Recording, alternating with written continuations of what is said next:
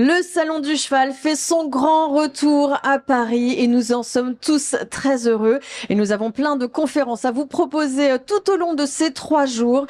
Nous allons parler ici, pôle santé, sur la santé bien-être du cheval et aussi du cavalier. Et on va s'intéresser à la psychologie du cavalier, notamment avec David Piriou. Bonjour.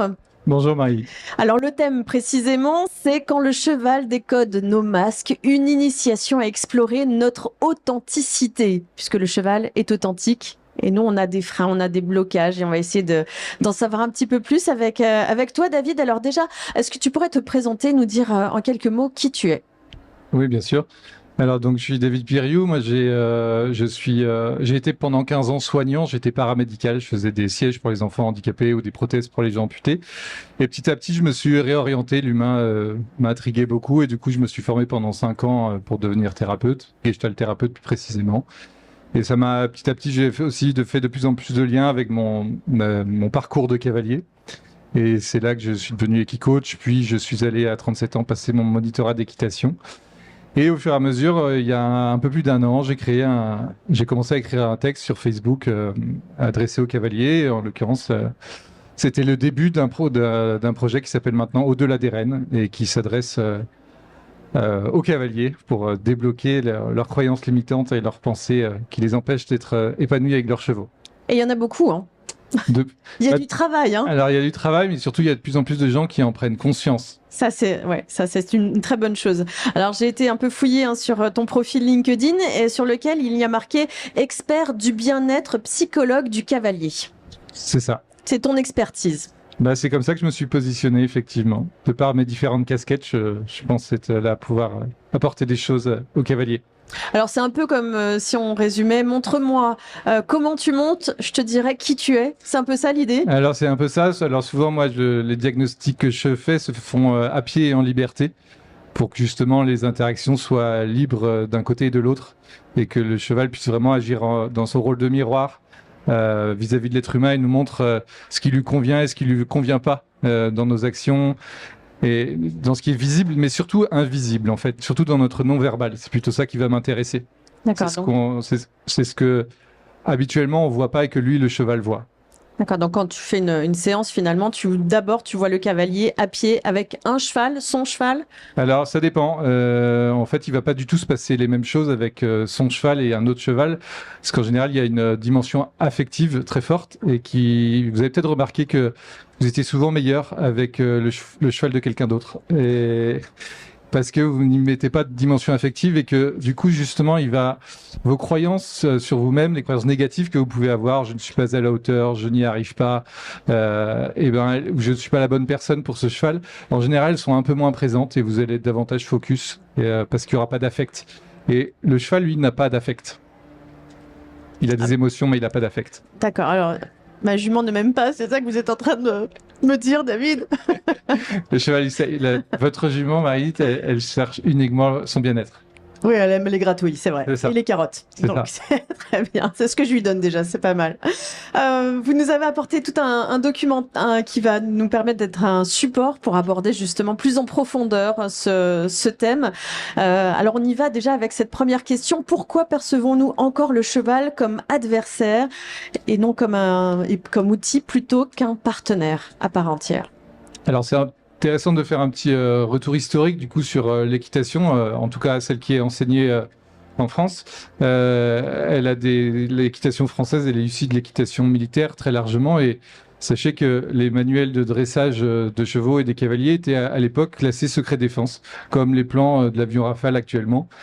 C'était le même enjeu de sécurité nationale. On sait pourquoi? Ça vient de Napoléon peut-être? Même je pense avant, oui. Puisque il y avait un enjeu de sécurité. Plus l'atout d'une armée, c'était sa capacité à dresser des chevaux et des cavaliers rapidement. Et du coup, il fallait être efficace et pouvoir former des centaines, des milliers, des dizaines de milliers de cavaliers très rapidement avec des chevaux, n'importe quel cheval disponible très rapidement. Donc il y avait vraiment cette notion d'efficacité avec l'idée de je dois faire bouger ce cheval et apporter de la sécurité. Éventuellement, vous voyez toutes les figures impressionnantes qui sont faites à Saumur ou dans d'autres écoles européennes. Elles servaient en fait à se défendre ou à se défaire de l'assaillant. Et donc, il y avait vraiment cette notion d'efficacité. Il fallait que le cheval soit soumis, obéissant, et il y avait vraiment un objectif très clair. Et finalement, petit à petit, alors tout au long des siècles, il y a eu des cavaliers des écuyers qui essayaient de faire différemment, notamment Baucher dans sa deuxième manière, qui après un accident a essayé de faire autrement, et ça a commencé à se poser de nouvelles questions. Oliveira plus tard, et tout un tas d'autres cavaliers qui ont essayé vraiment de proposer autre chose et se sont intéressés à la psychologie, à l'émotionnel du cheval.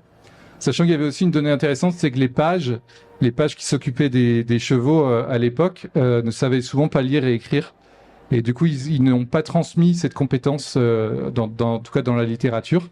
Mais les chuchoteurs chez nous existaient, mais on a beaucoup moins de traces d'eux finalement. Il y avait des éléments déclencheurs qui ont fait que ces écuyers, ces cavaliers se sont penchés autrement sur les différemment, des aspirations individuelles un peu différentes. Et puis, ça a évolué. Et puis après, il y a eu la révolution de l'éthologie, de la discipline éthologique. Mais l'éthologie, c'est la science du comportement du cheval. Et puis, avec Andy Booth, plutôt à la sens... son nom m'échappe, mais Pat Parelli, pardon. Moi, j'avais découvert Pat Parelli à 25 ans à la Sens. Et puis, cette révolution, elle est en marche. Et avec de plus en plus de gens qui se posent des questions, qui observent, qui veulent faire différemment et qui sortent de cette idée de l'équitation mécaniste, qui a uniquement un but de faire des figures à son cheval et d'avoir finalement le cavalier uniquement un marionnettiste. Qui bouge des muscles pour réaliser un mouvement. Et ces cavaliers, l'éthologie, ils s'intéressent, ils veulent la coopération du cheval. Et donc, on va s'intéresser aux théories de l'apprentissage et tout un tas de choses, tous les comportementalistes aussi qui apparaissent aujourd'hui. Mais les cavaliers sont face beaucoup plus à eux-mêmes, puisque l'éthologie les confronte à eux. C'est plus à cause du cheval. Et on peut plus dire ce cheval se fout de ta gueule. On peut plus dire ça marche plus.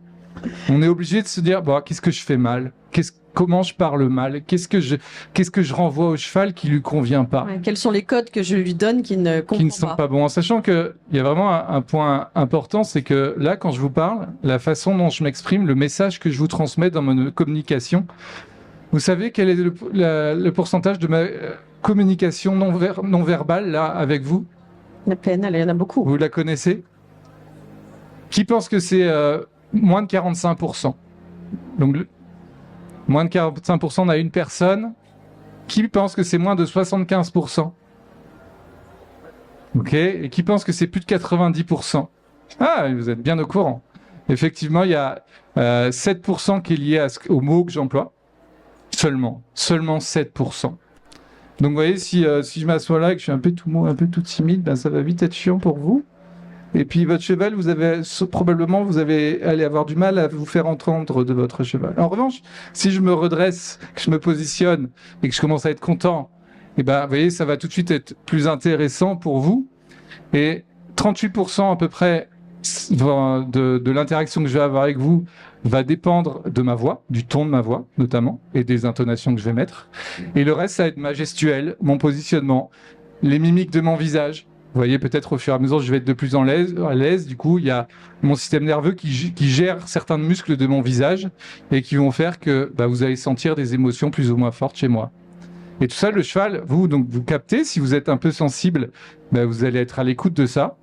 Mais sachez que le cheval, lui, les 93%, il les capte intégralement. Le problème, c'est qu'en général, les 93%, vous n'avez aucune idée de ce que vous le renvoyez au cheval dans ces 93%. Un apnéiste, lui, va apprendre à ralentir les battements de son corps.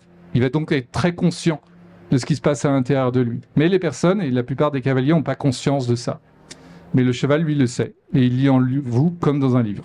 Ouais. Il sait si le rythme cardiaque augmente, il sait s'il y a de l'adrénaline, il sait s'il y a toute une part d'hormones justement. C'est ça, il sait lire donc les dernières études, Léa Lansad, Plotine Jarda, de l'INRAE, elles ont publié un livre que je vous encourage à lire, c'est Dans la tête d'un cheval. Et voilà, tout ça c'est décrit. Les chevaux sont des mammifères comme nous, et du coup ils partagent tout un tas de choses en commun avec nous, notamment nos émotions. Est-ce que vous connaissez les 6 émotions de base ? Essayez de me les citer là. Est-ce qu'il y a... Alors, on a la colère. La colère, évidemment, qui arrive en premier. Pourquoi la colère arrive en premier ? La colère, ouais, ok. La joie, allez. La joie. La tristesse. La tristesse. La peur. La peur. Oui, la peur, bien sûr. Et il y en a deux encore. On l'a dit, merci. Le dégoût et la surprise. Bah, sachez que le cheval étant un mammifère, il partage beaucoup de choses en commun avec nous, notamment les émotions. Et donc, en fait, comme il a les mêmes que nous, il va pouvoir lire les nôtres. Et via nos signaux non-verbaux, il va pouvoir lire ce qui se passe en vous et décoder éventuellement votre non-congruence, c'est-à-dire il va sentir le décalage entre ce qui se passe à l'intérieur de vous et ce que vous montrez en réalité. Donc si on fait une comparaison un peu hasardeuse, certes, mais si les 7% de communication que vous avez par vos gestes ou par votre voix, donc ça en général les cavaliers sont juste conscients de ça, et vous allez, c'est très bien, vous allez l'acquérir par la technique, par les mouvements de l'éthologie, vous allez voir Andy Booth, vous allez voir Frédéric Fournier, vous allez voir tout un tas de personnes qui vont dire positionne-toi comme ça, positionne-toi comme ça, etc. Mais c'est une toute petite partie du travail, puisqu'en fait les 93% restants en général vous ne les connaissez pas. C'est émotionnel? C'est que émotionnel? C'est émotionnel, c'est aussi, en fait, c'est ce qui va découler de vos pensées, puisque vos émotions impactent vos pensées, et vos pensées impactent vos émotions. Et donc, plus vous allez les connaître, plus vous allez en prendre conscience, plus vous allez être pertinent auprès de votre cheval, et surtout, plus votre message va être clair. Vous voyez, là, quand je m'exprime avec vous, je me détends petit à petit, et vous sentez une certaine congruence. C'est-à-dire que le message que je vous renvoie, je fais pas semblant, voilà, je suis présent avec vous, je suis content d'être là, et mon stress, il baisse, voyez, au fur et à mesure. Vous voyez, au début de la séance, oui, il y avait du stress, et j'ai pas essayé de le cacher, et j'ai pas essayé de le contrôler, j'ai accepté qu'il était là. Donc tout ce que vous êtes en train de nous dire finalement, David, c'est que notre comportement, nos émotions influent directement sur notre équitation. Tout à fait. Et sur donc le comportement du cheval. Et qu'il ne se fout pas de notre gueule, comme tu as dit tout à l'heure, mais juste il comprend des choses qu'on lui envoie et qui ne sont pas les bonnes. Voilà, et il va avoir, il va être attiré, comme vous, hein, vous voyez, vous allez être naturellement plus, vous êtes plus attiré par quelqu'un qui fait la tronche ou quelqu'un qui est joyeux et content. Hein? Ah oui. Oui. En fait, le cheval, c'est exactement pareil. Et si vous êtes dans vos pensées, dans vos ruminations, dans des émotions négatives, vous savez combien on a de pensées par jour? Oh là là, j'ai pas compté, moi. Il y en a beaucoup. Quelqu'un a une idée? Dites un chiffre. Oh, je sais pas. Des milliers. Plus. Je sais pas. On a 60 000 pensées par jour. En moyenne. Hein. 95% des pensées sont les mêmes que la veille. 95%. C'est ça les ruminations. Et surtout, dans la moyenne, 80% de vos pensées sont négatives. Forcément, même si on a un fond optimiste. Alors, il y a des exceptions bien sûr, et on parle de moyenne. Et justement, c'est ce qui va faire toute la différence.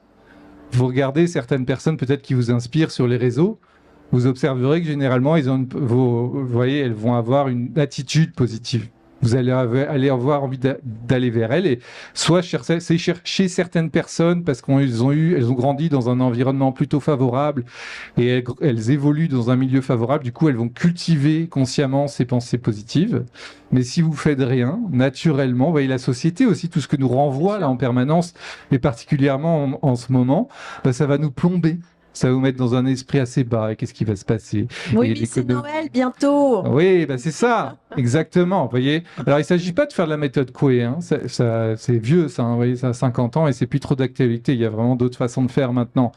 Mais c'est l'idée. Vous voyez. Donc en tout cas, tant que vous ne prenez pas conscience que vous êtes dans ce modèle-là, peut-être dans votre quotidien, ça va se passer comme ça, mais avec les chevaux, ça ne marchera pas. Parce que, encore une fois, ça va se ressentir dans votre non-verbal. Et vous pourrez faire toute la technique que vous voulez. Vous serez de toute façon à un niveau, à un moment ou à un autre, vous serez bloqué. On parlait d'affect tout à l'heure, que c'est plus facile finalement avec un cheval pour lequel on n'a pas d'affection. Donc cette relation, on est bloqué systématiquement, enfin si on a des blocages d'ailleurs, systématiquement avec un cheval pour lequel on a de l'affection. Alors, je vais enlever, c'est pas le mot affection, je vais préciser parce que c'est important. L'affection, oui, vous avez de l'affection pour votre cheval, et moi aussi. Mais votre cheval n'a pas d'affect dans le sens, c'est pas qu'il vous aime ou qu'il vous aime pas. Il se pose pas la question comme ça, lui. Est-ce qu'il se sent bien avec vous ou est-ce qu'il se sent pas bien? Et le cheval est une proie. Du coup, il a développé, c'est parce qu'il est une proie qu'il a développé toute sa capacité à scanner son environnement de façon très subtile, parce qu'il en va de sa survie. Il a besoin de savoir que le prédateur qui est planqué là-bas, il a des intentions positives ou négatives. Et donc, il a appris, il a mis en place ça. Mais lui, il va chercher principalement sa sécurité et son confort. Mais comme vous, en fait, il va chercher à nourrir ses besoins de base. Et donc, l'affection, c'est pas son sujet. Et oui, par contre, vous, ça va vous perturber parce que ça va, comme je disais tout à l'heure, ça va interférer dans vos croyances. Les croyances, c'est si vous vous dites « je suis bête ». Ça va être différent d'une pensée. Parce que si un jour dans l'année, vous dites « oh merde, j'aurais pas dû faire ça, franchement, je suis pas très fier de moi, là, j'ai pas été très malin ». Ça, c'est une pensée. Et c'est OK si elle se présente une fois de temps en temps. Le problème est, si à longueur de journée, vous dites « je suis bête, je n'y arriverai pas, je suis pas capable », là, ça devient une croyance. Et c'est quelque chose, du coup, de beaucoup plus ancré en vous et qui est lié à votre histoire. Vous voyez, dans un parcours, les TCC, là, c'est donc des thérapies brèves, on va s'intéresser uniquement aux pensées. Justement, on va s'intéresser comment je modifie ces pensées négatives en pensées positives. Je vais faire des exercices de respiration, etc. Le travail thérapeutique, il va plus loin, il va aller explorer les croyances, comment se sont créées vos croyances et d'où elles viennent. D'où viennent vos blessures émotionnelles? Qu'est-ce qui a été, sur quoi vous avez été moins bien accompagné? Et qu'est-ce qui vous a manqué dans votre croissance? Vous voyez, c'est vraiment comme un poulain. Le poulain, s'il grandit, qu'il a été mal sevré, qu'il a une histoire un peu compliquée, que sa maman, elle est morte, etc., bah, lui, il va avoir des problèmes de relationnel. Bah, nous, c'est pareil. Et c'est ces croyances qui vont influencer nos pensées, et ces pensées vont influencer notre non-verbal. Et donc, si vous agissez sur vos croyances, allez devoir les changer. Peut-être avez-vous vu le dessin animé Vice Versa? Ouais. Très très bon. Ah, très très sur bon. Les émotions, il est excellent. Excellent. Et justement, bah, il décrit ça, il décrit les pensées, mais surtout et aussi les croyances. Les croyances, les émotions, effectivement. Et donc, ça influe forcément sur l'équitation. Et oui. Et donc, on en arrive à ce sujet, donc au Salon du Cheval, pour parler de ces blocages qu'on a, des choses qu'on ancre en soi sur le « je n'y arriverai pas ». Cet obstacle est trop gros et alors on envoie, enfin je schématise, hein, dis-moi si j'ai bon, mais cet obstacle franchement me fait peur. J'envoie donc de la peur à mon cheval qui va s'arrêter. Est-ce que le raccourci il est un peu... Non, évidemment, c'est ça, vous avez tous connu. Ça, c'est pas la seule raison. Évidemment, il y a des facteurs externes, oui, environnementaux, etc., qui vont influencer la réaction du cheval. Mais pourquoi est-ce que le cheval va sauter avec un autre cavalier alors qu'avec moi, et en fait le blocage vient de moi, c'est ça? C'est ça. Et en équi-coaching, puisque c'est aussi un de mes métiers, on va observer ça et voir surtout qu'un même cheval ne va pas réagir du tout de la même façon d'une personne à l'autre. Oui.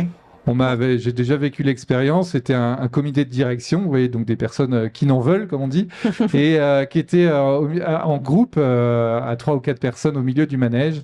Et le cheval, on a présenté le cheval au groupe en liberté, et le cheval a senti une énergie qui n'était pas bonne pour lui. Il a sauté la barrière, il s'est barré. D'accord. Ils en voulaient trop, c'est ça? Et il y avait quelque chose qui était qui n'était pas ajusté. Trop de leader, trop de yang, pas assez de yin. Vous voyez, un problème dans l'équilibre, là. D'accord, il a carrément fait ça. Ouais. Il s'est barré. Salut les gars, ça me convient. Salut les gars, exactement. D'accord. Et alors, qu'est-ce qu'ils ont appris, justement ces personnes, ces leaders? Eh ben, que c'était bien d'avoir cette volonté, cette envie d'aller de l'avant, mais qu'ils avaient négligé en fait la relation. Ouais, seul. Vous voyez, c'est quand on élève des enfants, il y a besoin d'un cadre. A priori, vous allez plutôt être d'accord là-dessus. Mais on a aussi besoin de liens. Vous voyez, avant, les papas, ils étaient beaucoup dans le cadre. Il y avait beaucoup de cadres. Et pas de liens, ou peu de liens en général. Aujourd'hui, c'est en train de se rééquilibrer, c'est-à-dire qu'on met du cadre. D'ailleurs, des fois, il pourrait manquer de cadre. Et on met davantage de liens. Et c'est là qu'une qualité relationnelle devient beaucoup plus présente et beaucoup plus intéressante. Donc finalement, toi, tu travailles sur la psychologie de la personne pour l'aider à débloquer des blocages justement avec son cheval. C'est ça. Tu travailles comme ça? Et en fait, je vais jouer sur deux aspects. C'est-à-dire que les difficultés que les personnes rencontrent, je fais un diagnostic avec leur cheval. Il y a des difficultés qui émergent et au bout de 15 minutes, elles me disent « Ah, bah, c'est exactement le même problème que j'ai au boulot ou avec mon enfant ou mon mari. » Et donc, en fait, d'un côté, on va chercher à résoudre certaines croyances, certaines difficultés dans la vie de tous les jours et ça va régler des problèmes avec le cheval et l'inverse est vrai. En réglant des difficultés avec le cheval, vous allez régler des problématiques de la vie de tous les jours. Est-ce que tu as des exemples comme ça concrets à donner pour que on puisse Ok. Alors se là, projeter un peu. bien sûr. Alors, l'une des problématiques que je rencontre souvent chez les personnes que j'accompagne, c'est qu'elles vont manquer d'assertivité. L'assertivité, c'est l'affirmation de soi. C'est le fait de pouvoir exiger quelque chose, d'aller au bout de déployer autant d'énergie que nécessaire pour que l'exigence soit satisfaite. Si vous voulez faire un coin dans la carrière à votre cheval et que vous lâchez une fois sur deux, ou que vous savez pas trop, ou que vous n'osez pas, vous allez avoir un problème de communication. À un moment, c'est dire, bah non, je veux vraiment que tu fasses le coin. Vous allez le demander une fois, deux fois, trois fois. Et vous allez monter en énergie pour que finalement ce coin soit fait. Et puis le cheval, il va être d'accord avec ça. Et vous allez lui foutre la paix après. Une fois qu'il aura accepté ce cadre, il va dire ok, ça me va. Et du coup, il va pouvoir avancer comme ça.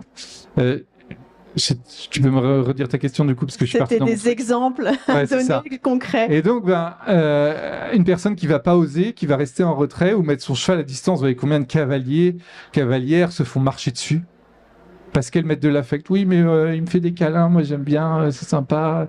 Et en fait, le cheval peut même souvent devenir dangereux, vous voyez. Un coup de tête. Un coup de tête, et voire, on voit quand même beaucoup maintenant de morsures, enfin de difficultés, parce qu'en fait, le cheval n'a pas sa place. On n'a pas donné une place au cheval. Et du coup, on se retrouve dans des situations inconfortables pour les cavaliers. Mais les personnes qui ont ces difficultés avec les chevaux, qui se laissent marcher dessus, etc., elles vont évidemment rencontrer ces difficultés dans leur vie. C'est très symbolique, effectivement. Et par exemple, dans le travail, ils vont avoir du mal à exprimer leurs besoins, À dire non. à poser des limites. Et vous allez peut-être avoir des personnes qui ont des profils de burn-out, d'épuisement professionnel, parce qu'elles ne vont pas oser dire non, elles vont être un peu perfectionnistes, elles veulent vouloir être aimées. Elles vont avoir des doutes sur leur estime de soi, sur le fait que les autres les aiment, etc. Du coup, elles vont rester un peu en retrait, elles vont pas oser se positionner et dire voilà, c'est là ta place. Et moi, je suis ici, on est bien comme ça tous les deux. Donc c'est du vrai coaching de vie. T'es thérapeute. Je suis thérapeute. En fait, au-delà des rênes, moi, le programme que j'ai mis en place, c'est j'utilise des outils du coaching et des outils de la thérapie. Et en fait, tout ça, c'est né de moi, il y a 20 ans, j'essaie de devenir la personne dont j'aurais eu besoin il y a 20 ans. Quand je descendais de cheval et que ma compagne, elle appréhendait un peu comment s'était passée la séance, parce que j'allais être plus ou moins chiant en fonction de ce qui s'était passé la séance. Parce que j'étais là, mon cheval, c'était pas bien passé, j'étais pas très bien. Comme ça? Ouais, à peu près. Non, j'exagère un peu, mais vous voyez, ça, en tout cas, ça avait le pouvoir, à l'époque, de me plomber ma journée ou au contraire de la rendre meilleure. Ce qui n'était pas du tout juste, ni pour moi, ni pour mon cheval, ni pour ma famille d'ailleurs. Et donc, c'est prendre le recul, dire, oui, aujourd'hui, ça s'est moins bien passé, ou au contraire, aujourd'hui, génial, ça s'est bien passé. Mais vous voyez, si ça prend trop de place, c'est que ça vient nourrir une croyance en vous que je ne suis pas à la hauteur, je ne suis pas capable, j'y arriverai jamais de toute façon et je suis pas la bonne personne pour ce cheval, etc.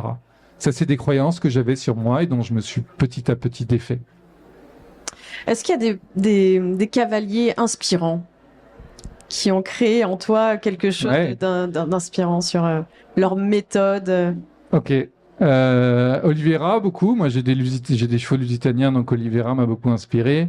Je me rappelle, il y a une vingtaine d'années, j'avais vu passer des vidéos d'un Russe aussi, Nevzorov. Je sais pas si vous avez vu ça. Alors, c'est un peu décrié, il y a des choses, mais en tout cas, c'était un premier appel de me dire, putain, moi, j'aimerais bien faire ça.